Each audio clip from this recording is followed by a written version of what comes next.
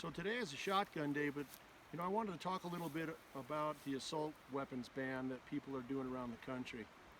And the idea behind that is there isn't one gun that we can pick out. The AR-15 is an incredible rifle system. If I were to tell people to buy one gun for defense, that would be it. You, your family, all your friends, everybody has that same gun, same magazines, easy to maintain, awesome weapon system, right? But the idea of banning guns, that's not American. It's not American at all. I mean, we've had bans where companies were stopped from producing, which is an infringement upon itself, because if Americans can't get guns, that's an infringement. But now we're getting to the point where people are being forced to get rid of, or they're offered the choice to register their guns. But everybody knows that registration, there's no purpose for registration with the exception of confiscation later. You register a gun, and later they're going to say, you know what, we know you've got that gun and we're taking that one next. Now this shotgun right here, in some people's eyes and in some of those people that are banning guns, this is an assault gun.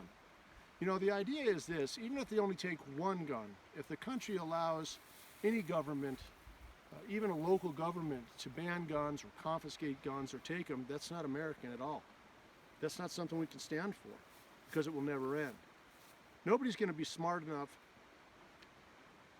to trick everybody else to be stupid enough to think that taking one gun will stop, because the next most deadly weapon will be taken. And what I think is saddest about it is, when the country was founded, you got to remember that everybody that fought for this to be America and not under British rule, including the highest up, right, George Washington, they had lived through the tyranny. All the things that they put into the Constitution weren't their ideas of what government gave people. It's what they recognized that God gave people. And they wanted to ensure those God-given rights to Americans. And that's why this country's so great. And I know that this has been talked about by a lot of people. But you know what? People have to take it to heart and say no. I just read a story about some new legislation, I think in New Jersey or Pittsburgh or something, I don't know, one of those hellhole places that thinks it's all right to take guns from people even though criminals don't buy guns. I mean, the only guns they buy are stolen. So you register your gun, someone steals it, they buy it, they commit a crime with it, then they look up the gun, guess whose house they're coming to? It's ridiculous. No criminal's gonna buy a gun. But I just saw something and it said, regardless of the fact that there's 1 million gun owners in this particular city, now I don't remember what city it was, it's back east, they are still going about and passing these laws.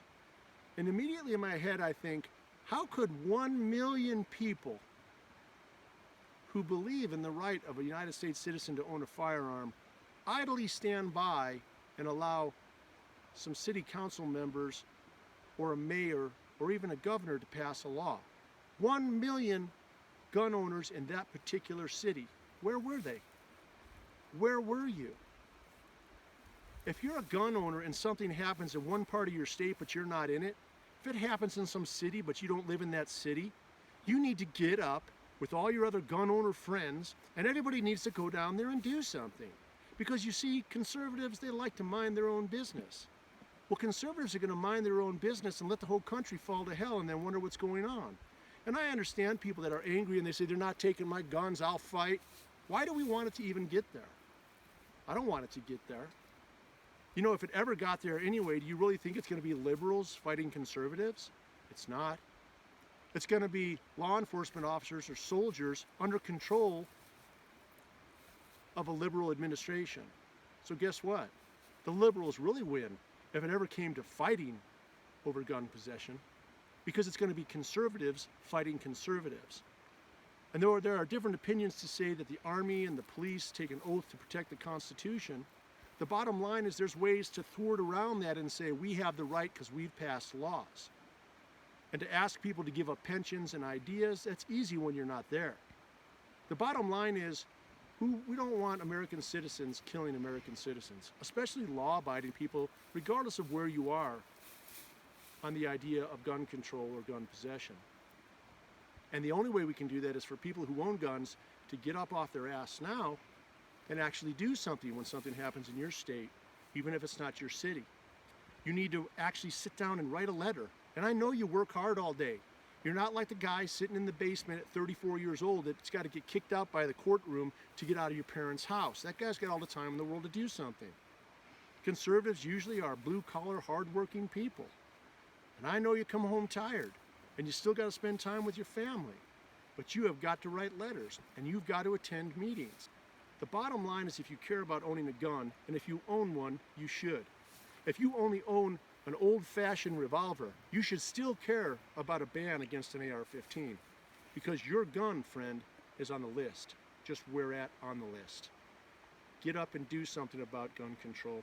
Stop it now, because we don't want any type of war.